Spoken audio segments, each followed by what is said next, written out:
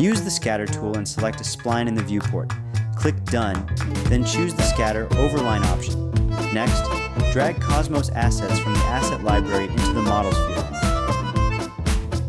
Adjust the spacing of the scattered models to control how far apart they appear from one another. The Detect Collision option determines whether the scattered models collide with one another. Enable it to prevent overlaps. You can also add some randomization to make the distribution look more natural. Randomize the position, rotation, and scale along a specific axis.